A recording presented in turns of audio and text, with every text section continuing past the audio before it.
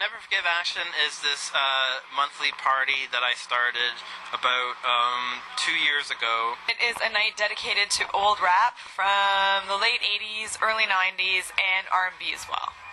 Never Forgive Action is a classic hip-hop night.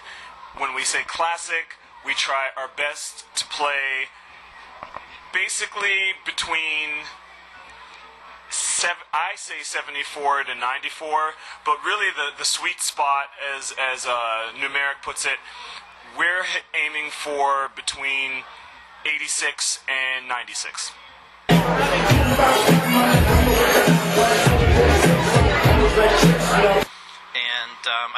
I just started going to like all these parties in Toronto, but I didn't really like the music they were playing, but like tons of people would come. So I thought, well, I'd like to go to a party that plays old rap, because that's my favorite. And so I just started a party and told people to come. We're going to play some old rap records, and people just started to come.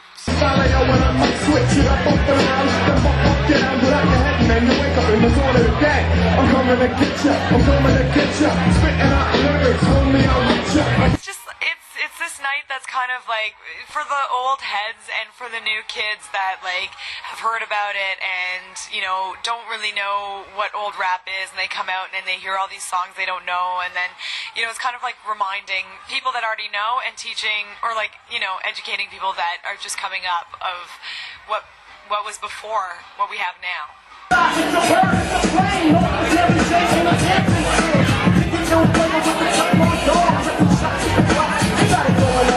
My favorite tracks to spin are sometimes not the same tracks that the audience wants to hear. Anything DJ Premier, anything like that dude, like all his songs are easy to mix, they're all banging, people go nuts when they hear them. Souls of Mischief, 93 Till Infinity. Top track for me, Damn by the Alcoholics, just because it's like this chorus that everyone can participate in, and I just will move the crossfader and yell it into the audience. So that's one of my favorites. Sometimes I go into like Premier routines and play like 4 in a row because it's just like, you know, his beats are just so solid. But LL Cool J, Mama Said Knock You Out, any Public Enemy, any Tribe Called Quest. Also like, you know, some of the classics like Scenario, Tribe and Leaders of the New School. What else goes off? I know I'm missing some stuff that is always like crazy crowd. Oh yeah, of course, like the usual, like Rob Bass and like Maestro, and just basically anything people recognize back from the early 90s.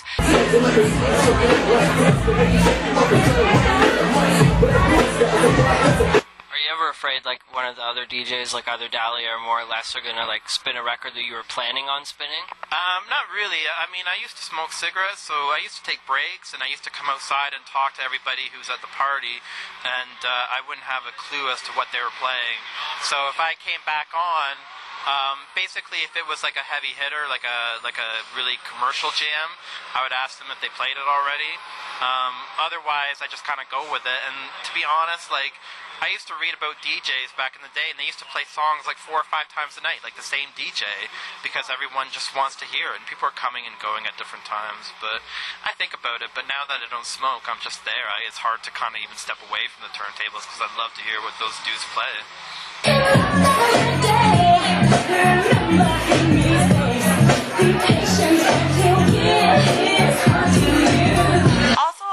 Requests for like a lot of deeper stuff like Ultramagnetics and just stuff that sometimes I forget to bring because I'm like, oh, I don't know if anyone's gonna know that or even want to hear that, and then you'll get one person coming up to you and be like, Jeff, you know, Ahmed back in the day, and it's like, oh shit, you know that? Like, yeah, I totally have that, but you know, it's hard when you're packing your record bag because you're trying not to bring what you brought the month before, and you think people are going to remember because you remember, but you know, they're happy hearing Souls of Mischief every single month. Depends on which venue we're in, because NFA has switched venues a few times in its existence. I would say, generally speaking, pound for pound, we get most requests for Biggie and for Big Daddy Kane.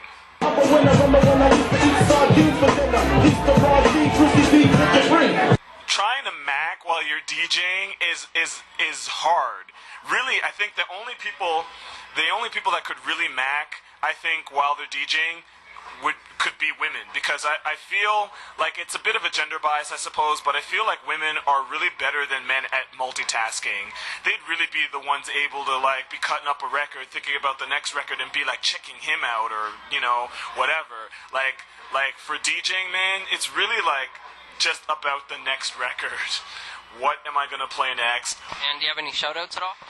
Shoutouts to More or Less and Dalia. Honestly, I could not do it without these guys. If it was just me, this night would have ended like 6 months ago, or like it never would have made it to 6 months. Without those guys, this night would be nothing. So that's my only shoutout, is to More or Less and Dalia. That my family, my Never Forgive action, and Min One, the old graph writer from Star Wars, who actually said Never Forgive action.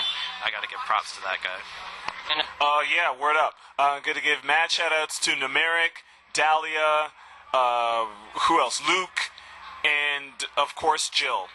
Yes, I'd like to shout out the In Divine Style family, the Never Forgive Action family of Numeric and Les.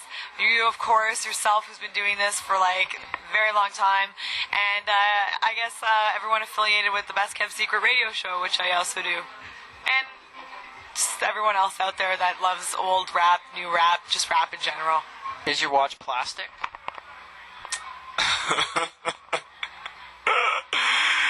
That's none of your business. Have you ever worn a diaper so that you wouldn't have to leave the turntables while you're spinning? That's none of your business. And have you ever done anything other than this interview in a stage or a stairway like this? None of your business.